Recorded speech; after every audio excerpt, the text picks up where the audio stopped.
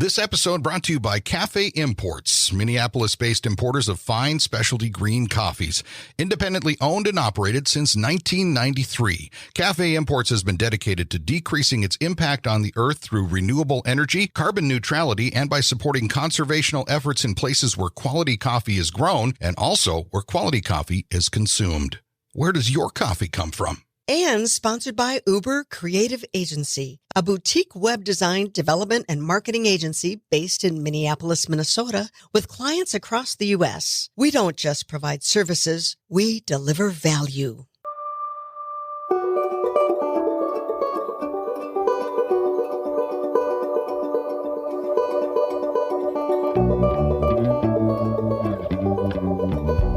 Welcome to the Lake Superior Podcast. I'm Walt Lindala. And I'm Frida Waara. We are made stronger by story, and there's no better source than the continent's largest body of fresh water, Lake Superior. So join us as we highlight the 5 national parks that ring this greatest of the Great Lakes, meet the people, tour the places, and learn about the projects that make these parks and body of water so remarkable. This podcast made possible with the support of the National Parks of Lake Superior Foundation and Media Brew Communications. I'm Walt Lindala. And I'm Frida Waara. Welcome once again to the Lake Superior Podcast. Today, Frida, I'm really looking forward to this. I mean, for those that don't know, I grew up in the Copper Country. I was born and raised in Chassell, Michigan, which is on Portage Lake, which is part of the Portage Waterway, which is where the Ranger 3 calls its home port. And this is the vessel that goes between Houghton and Isle Royale. And you were able to set this up with the captain. Tell us about that. You know, I have to tell you, first of all, Walt, that Ron and I took our trip around the lake, and it was fascinating. I mean, this lake covers 3 states and basically 2 countries. And when you get out around that water, you realize how big. It's not a lake, it's a sweetwater sea. And when you are spending your career as a captain of a ship on that lake, well, we're going to genuflect, that's for sure, because this guy is something else. And I can't wait for you to meet Aaron. Yes, here he is. Aaron Persenaire is with us on the line. He is the captain of the Ranger 3. Welcome to the podcast today.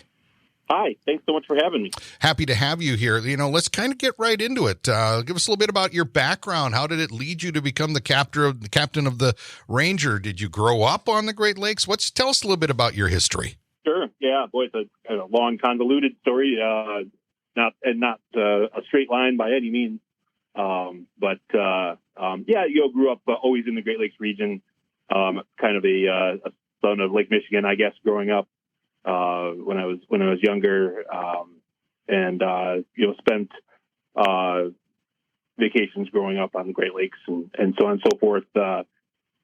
After college, was still hadn't quite figured out what I was going to do with myself after I graduated from college. Kind of having one of those existential crises, and decided to work on a ship called the Badger down on Lake Michigan. Oh, okay. It's kind of an entry-level, navigation department job, while I was trying to figure out what I was going to do with the rest of my life. And, one thing kind of led to another, and I kind of just kept going, and before you knew it, 20 years of working there later, along with bunch of different freighters and kind of going back and forth and everything. I wound up with a captain's license there, and the opportunity to come up here to Isle Royale and take command of the Ranger was just when I saw it, it was just something that was just too good to pass up. So are you a fan? I do want to ask you this, Aaron. Are you a fan? I'm obviously of being out on the water and being out on boats, but it seems like it's gone beyond sort of pleasure boating for you. This is really something that has been an interest for you quite a bit through your life. Yeah, indeed. I have spent a lot of time on boats. My my family sometimes gently jokes with me that that I have a bit of a water problem. I tend to spend a lot of my time off playing in my own personal boats and things like that, fishing and whatnot. And so yeah, I do tend to have a fairly wet life. I love that. That's a great one. You know, Aaron, when we walk the waterfront, or I love to ride my bike in downtown Houghton along the canal, we know that the Ranger is big. There is a presence. But for our listeners, can you just describe what this ship is all about? A little bit about its build as well, because it's not just, this boat is a freshwater boat. And is that a little bit different than a saltwater boat? Sure. Well, the kind of principal particulars for the Ranger, it's 165 feet long, has a 34-foot beam, has twin 850 horsepower diesel engines that power it. So the Ranger's, primary mission is logistics support of Isle Royale National Park. We carry everything, really that the park needs out there, all of the supplies, food, everything for all of the employees that live out there all summer. And then additionally, we are in the summer able to take passengers to and from the island, and we take up to 128 passengers at a time back and forth, and really have a lot of fun with that. Can you tell me a little bit about the Ranger in the sense of what it looks like? I mean, as I said at the start of the podcast here, I mean, I grew up in the area. I'm so familiar with what it looks like, but it has kind of a unique look. It's a good size vessel, but it also is somewhat, the design is indicative of its era. Tell me a little bit about its age and its history that way. Yeah, indeed. So the Ranger 3 was built and launched in 1958. So she's getting a little bit longer in the tooth now, but really some cool classic lines. A lot of kind of Art Deco kind of influence, I think, in the styling, with very long bows, very rounded stern. Really neat features that make it just kind of a unique ride. Two-tone paint too. I've always liked that about it. It's got it's indicative of its era, of its design, but you've been able to keep it going.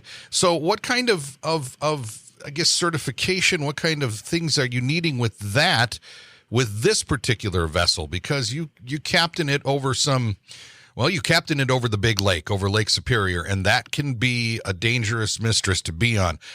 What kind of certifications do you need to be the captain? How did you make it to captain? And do you have a weather background, a meteorology background as well? Sure.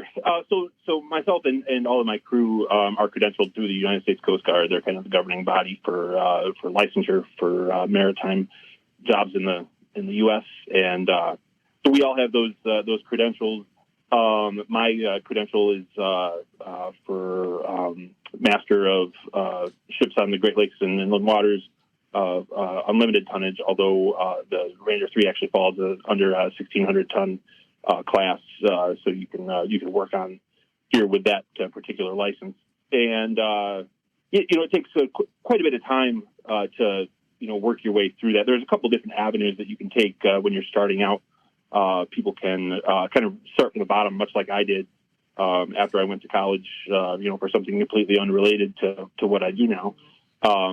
And you can just work your way kind of up through and get the various certifications. The other method is to go to a maritime academy, and those you can graduate from in a few years with a mate's license. And then once you have that, then you continue on and work towards a captain's license from there. Nothing specific in meteorology, though. It's kind of an integral of life as a captain of any ship. Is that you really have to be kind of familiar with weather and how to interpret forecasts more than just what you see on the evening news. Yeah, absolutely. And weather rules when you're on Lake Superior. Of course, I always say that she's the boss, but yes. I'm just in an 18-foot kayak. I'm not in a 165-foot boat. But that also brings up the point. How was it? Because you were captain of the Badger, a car ferry in Lake Michigan, and that's from Ludington to Manitowoc, I believe. So that's a long haul as well. How does that differ from being captain of the Ranger, a passenger ferry on Lake Superior? The Badger is just a great vessel, and I spent the vast majority of my career there, and not as the captain. I kind of worked my way up through, and in fact, when I left, was even just a relief captain.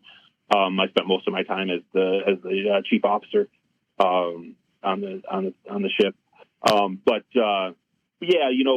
Badger, of course, is a little bit bigger, in the 400-foot range. Carries automobiles. It's much more of a kind of transportation type service where for the Ranger, I mean, obviously, yes, we provide transportation to Isle Royale, but I think it's much more of an experience in and of itself, kind of taking the Ranger over and riding through the canal, being on the open water at Lake Superior and kind of seeing, with excitement, be closer and closer. And, when we come through Middle Island Passage, at Isle Royale on our way in, every single person on that boat is just glued to the rail, kind of looking out in awe at kind of how beautiful that place is. It is something for our listeners to know that even though Michigan gets ownership of Isle Royale, it is a long way from us. It is easier to get there if you were going to leave Grand Portage from Minnesota, or even if you're going to leave from Thunder Bay, you could get there faster. So that sense, and I know you get out there at a point and you can't, of course, I'm really short, but you can't see land, and it really is. And exactly what Aaron says, when you approach that harbor, it's pretty special. Mm-hmm. And that's got to be one of the things for you, Aaron, that is one of the, I guess, the rewarding or the cool parts of this job to do this, right? Oh, very much so. To take people, that are kind of having, the experience of a lifetime. The Isle Royale is just such a unique place to visit, and people get so excited about it. And it's just really neat to see, the people that come on the boat every day and are sharing, their stories, their plans, what they intend to do. Asking our opinion, about certain things, and as they kind of fine tune their trip, and it's a fun thing to be a part of. Hey, wait! I'm gonna add to this because I've also been out there. We're talking kind of like it's a sunny, beautiful day. I'm excited. I'm gonna go over to hike end to end. It's been a dream. And that weather can go south yes, quick. And we're coming up on November 9th. It'll be the 47th anniversary, I think, of the Edmund Fitzgerald sinking. Aaron, those warm, sunny days, you bet. But how do you prepare a boat full of people that leave Houghton thinking it's going to be, maybe 70 degrees, standing at the rail, enjoying the breeze, and all of a sudden it could drop to 40 degrees in a quick minute. Mm-hmm. How do you prepare your crew for what could be coming up before you get to Rock Harbor and get to dock that boat? Yeah, Lake Superior, it's certainly, a lake with a few different personalities, those personalities can change fairly quickly. We always try to make the best decisions we can as far as operations go to the ride as enjoyable as we can for people. But yeah, sometimes Lake Superior is going to have her way, and we do our best to keep people informed, manage expectations for what the ride is going to be like, and to get people prepared. Sometimes people overestimate how well they're going to do in rough weather, and that's just part of the game. Yeah, those things they can change quickly. They really can, and not just not just on the Ranger, but on the island too. It's a fascinating place. The Isle Royale kind of creates its own weather sometimes, and what's forecasted, in the marine forecast for Lake Superior. And what's actually happening at Isle Royale can just be so wildly different. and so, it's just another kind of unique challenge that you have to be ready for. We're talking with Aaron Persenaire today, who is the captain of the Ranger 3. Now, Aaron, as I mentioned also a little while ago, that the Ranger being based in Houghton, ported in Houghton, you see it going back and forth on a regular basis during the summer months in particular, carrying visitors. But as the summer wraps up and the visitor season comes over, your job doesn't just wrap up then for the year. What do you have to do? What's on the to-do list after the whole travel season, the visitor season kind of comes to an end? Yeah, certainly. Keeping this boat running is a 12-month-a-year job. Even when we're, at the dock, there's a lot of winter maintenance that's done, sort of just get us prepared for the next season. We're just as an example, this winter we're tearing apart a couple of our generators and completely rebuilding them. There's a lot of administrative tasks that have to happen, the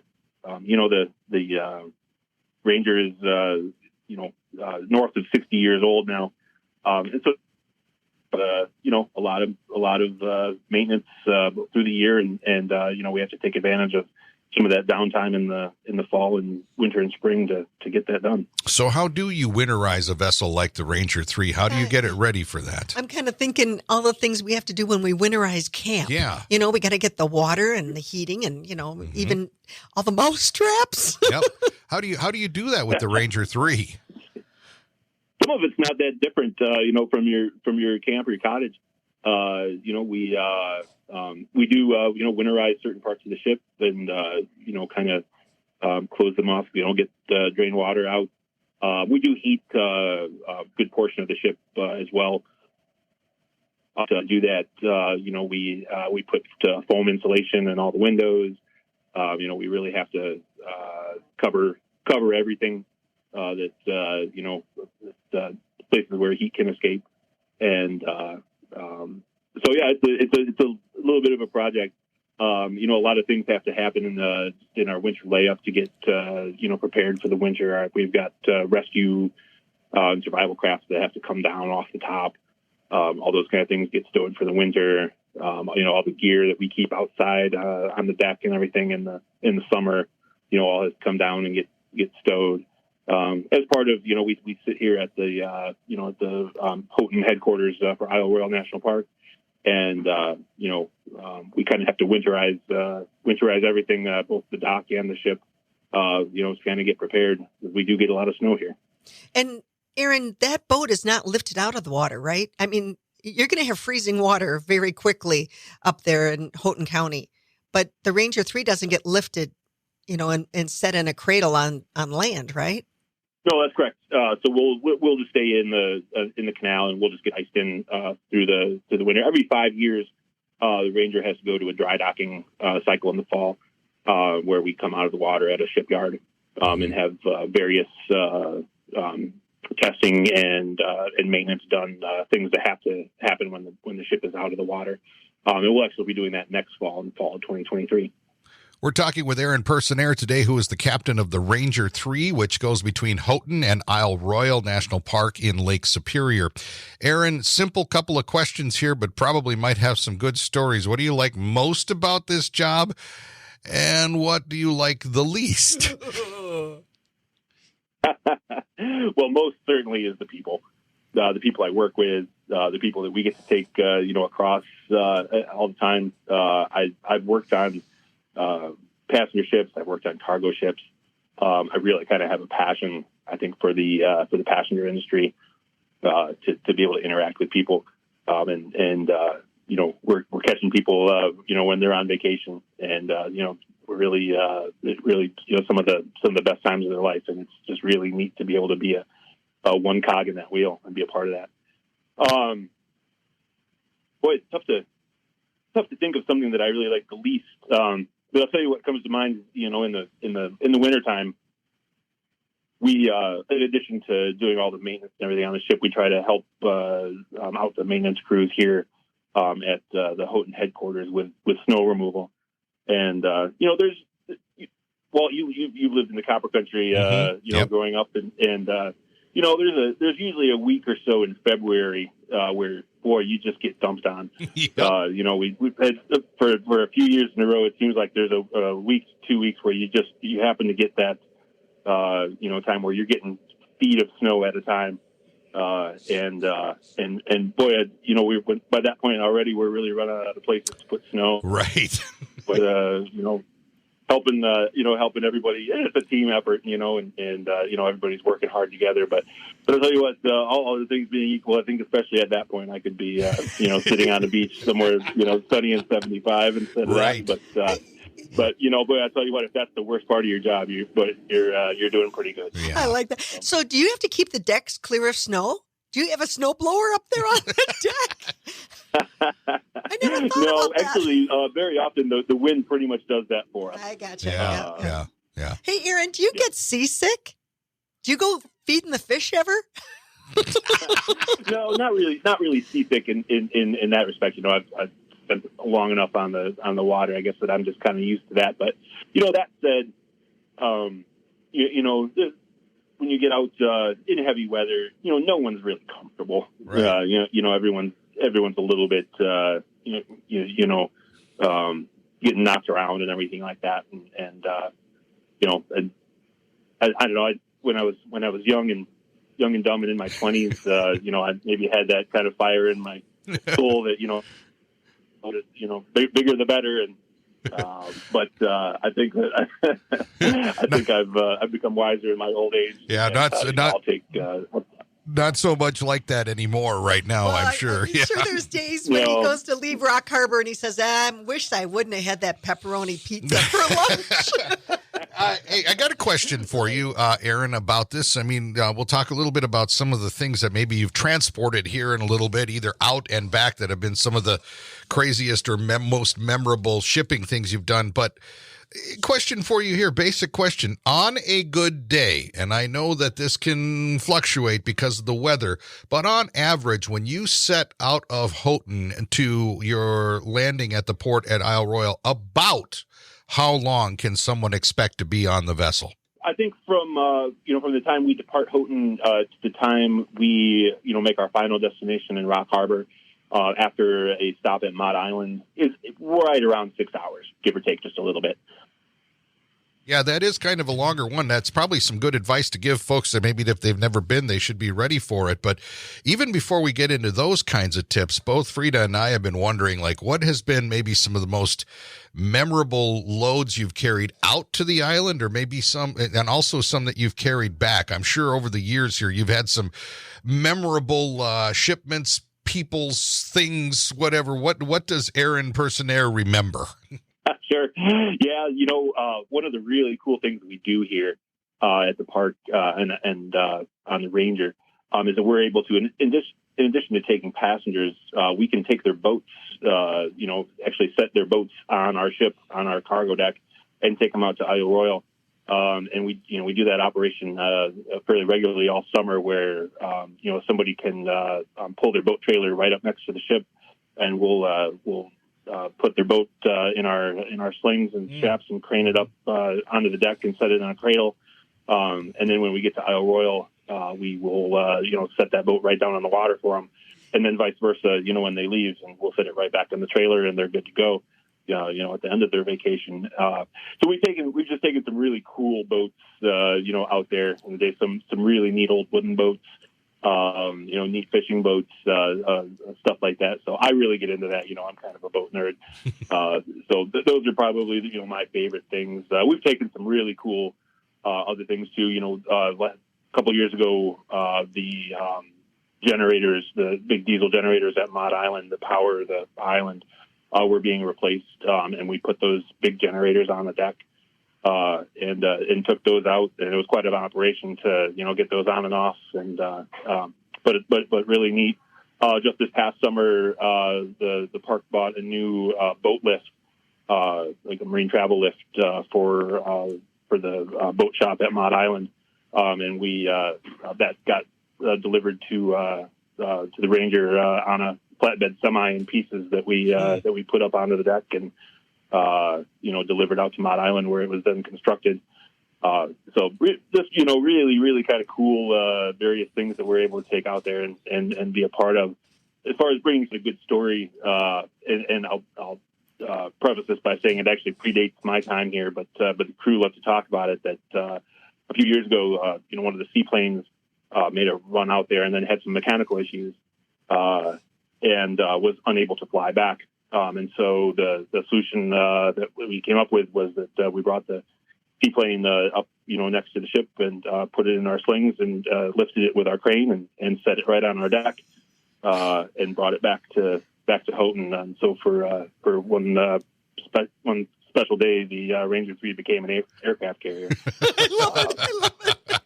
You know, man, bless you for taking kayaks over, because of course, if I had to paddle from Copper Harbor, it's not going to happen. But there's a length up to, is it 20 feet? Well, how long can your boat be that you guys will? Yeah, we take boats up to 22 feet. 22 feet. Okay, great, Right. great. And what about, you also shared with me once when we had the Horn Fire.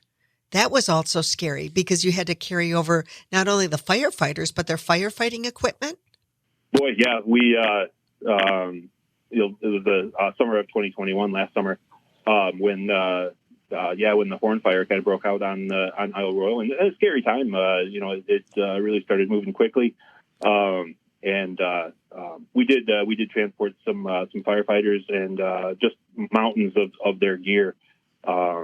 Just so impressive how the government firefighters for the MPS and Forest Service are able to mobilize and bring resources to bear to fight a fire. I think we brought enough fire hose out there to stretch from one end of Isle Royale to the other. It was unbelievable. 42 miles. Yeah, that's a lot, and that shows the magnitude of the effort to put that out. And it's interesting. I'm listening to you, Aaron, and we're talking with Aaron Persenaire today on the podcast. He's the captain of the vessel, the Ranger 3, runs between Houghton and Isle Royale National Park. What I'm hearing here is there's a lot of, basically, this is a way of looking at that this vessel, for its years of service, has served somewhat of a lifeline kind of existence between the mainland and Isle Royale. Yes, there's seaplanes.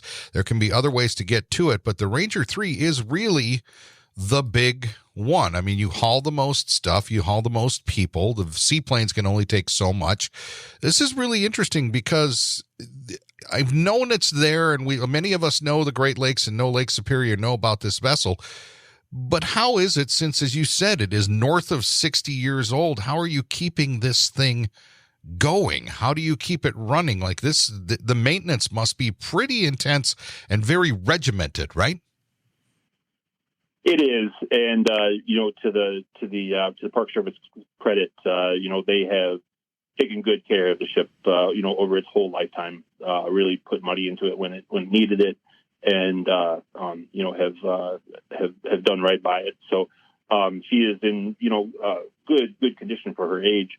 But yeah, it definitely requires a plan, right, to keep it going. The crew that I have working are just fabulous. I couldn't ask for better. They're people that are not only very competent, but also very passionate about the ship. And everybody seems to have a vested interest in keeping her looking good and going straight. Does it help that the Ranger 3 is on fresh water? It does. Freshwater ships have a much longer lifespan than saltwater ships. Saltwater, the environment is really corrosive to the keel hulls over time. So while the 25 or 30-year-old saltwater ship is quite old, they're on the Great Lakes. We have ships actually that are pushing 100 years old. Wow. Yeah, that is interesting to keep them going. As we start to wrap up here on our podcast today, Aaron, I do have a couple of questions. I'll tie them together here that if people are listening to the podcast, which they are from around the world, and they might be interested in perhaps taking one of these cruises, visiting the island, all of that, what are maybe some suggestions that you would give to first-timers if they've never went? And then also, how can they find out more information? Maybe start looking at booking a trip sometime into the next season or whatnot. What are some good bits of info there? Yeah, sure. As far as just advice for the ship, what we always tell people coming to Isle Royale, just because of the weather and the logistics to get there, is that it's good to just be a little flexible with your travel plans, and don't get too locked into one itinerary, because there's a good chance that weather is going to change your plans at some point. Yeah. So that's just the biggest piece of advice that we can give. Like you said, it's a little bit longer ride on the Ranger. 6 hours is a long time to be on a ship. Yep. and just to be prepared for that. But the trip is kind of broken up so much. The first hour we're in the canal, before we ever get to the upper entry, and then a few hours on the lake, and then there's more time, in the Rock Harbor Channel, and stop at Mott Island. So it does get broken up a little bit, and maybe doesn't quite seem like 6 hours, but yeah, I think if people want to start investigating that more, obviously go to nps.gov. That's kind of the starting point. nps.gov/ISRO will be the starting point for Isle Royale. And we usually start taking reservations for the Ranger 3 in January. Okay. And the information, is linked to that website. Okay. So that's a good place to go for that. There's a question here that Frida wrote that I do want to make sure gets asked. And that is, do you notice a difference in the passengers on the trip over versus the trip back? I just slept on the trip back. I was exhausted. A lot of people do. A lot of people sleep on the trip back. It's kind of like you almost see them exhale. Just a big exhale after. Okay, we got back to the ship. We did our hiking, and we're getting back to reality. But there's a noticeable difference. The sort of apprehension and excitement that you see on the way out. But you see a lot of people that are kind of especially when we're departing Isle Royale and kind of leaving Rock Harbor, leaving Mott Island, going out the Middle Island Passage. You see a lot of them standing on the rail, kind of watching, and if I had to guess what they're thinking is, I think a lot of them are thinking, how am I going to get back soon? Yeah, exactly. So. Or making a promise to themselves that they have to come back because you can't absorb it in just one trip. I have a funny story. I remember one time I was coming back on the Ranger and there were a bunch of Boy Scouts. And of course I'm like with these kids, I don't know, 10 to 12, 13 years old. I'm like, what do you guys want when you get back? And they go, pizza. And then I said, what's your greatest story? And they said, well, we went up to Chicken Bone and we went swimming and, ooh, man, it was really bad because Charlie got a leech on his arm. And then when he squeezed it, all the babies came out. It was like, remember those kids? Oh, God. I mean, it was just great. The stories, if you can stay awake, you certainly, and we were playing a lot of euchre too. I remember on the way home, but you've got to digest that trip. You have so much anticipation going over, but then even if you're only for an overnight, you're going to still digest this amazing place. Aaron, just want to say that it's been a pleasure having you on the podcast with us today. You are the captain of a Great Lakes legacy vessel with the Ranger 3. And, it's been a pleasure having you spend a little time with us today. Just give us your thoughts and your perspective. Safe sailing out there. And I hope to be able to come and take a cruise, take a trip one of these times while you're still at the helm. So thank you for your time today. Absolutely. Thank you both. Really had a great time talking with you. That's Aaron Persenaire, who is the captain of the Ranger 3. And I'm not kidding, Frida. It is a legacy vessel on the Great Lakes, on Lake Superior. I mean, it's been there as long as I can remember, this vessel. And I can't really imagine Isle Royale without the Ranger 3. And him to take some time today and share some of his thoughts and his perspective has just been wonderful. Walt, I was watching you. I think you want to go to Isle Royale next year. I never really had that. I mean, growing up, I had the chance to tour the Ranger. I've been on the Ranger itself, but I've never been out on it when it's like taken off, right? And I think I need to do that. I mean, well, life isn't getting any longer and the days are getting shorter. I might as well go and take a cruise on the thing like that. Well, I still can take a run out to the island. And I hope our listeners are feeling the same way. Yes. Make your travel plans now. Reservations are open in January for the next season. And if you want to take your kayak or up to a 22-foot fishing boat out there, because I've not hiked end to end. I've circumnavigated it in my kayak. And I prefer, of course, I don't want to carry my load. I want to float it. So it's really nice. But you have so many possibilities. And get over there. We talk about Isle Royale as being one of the least visited of all the national parks in the lower 48, but it is also one of the highest return visitors.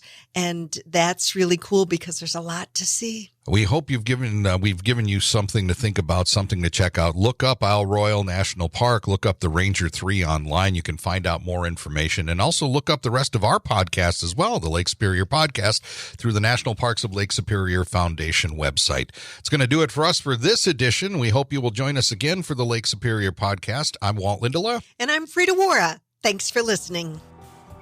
The National Parks of Lake Superior Foundation, NPLSF, is the only official nonprofit 501c3 fundraising partner of the National Park Service for all 5 U.S. national park sites on Lake Superior. To learn more about NPLSF projects and programs, you can visit the website at nplsf.org or friend them on Facebook. I'm Frida Waara. And I'm Walt Lindala. Thanks for listening to the Lake Superior podcast.